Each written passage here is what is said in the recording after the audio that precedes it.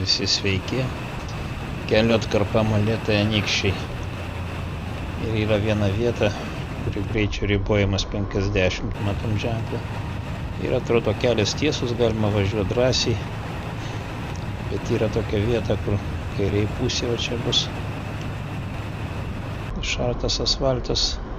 Ir dešinė irgi tas pats.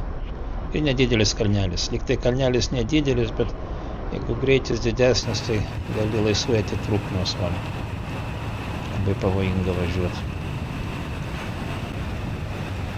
Nu ir gabaliukas kelio į Anykščius, kur lygių vietų labai mažai.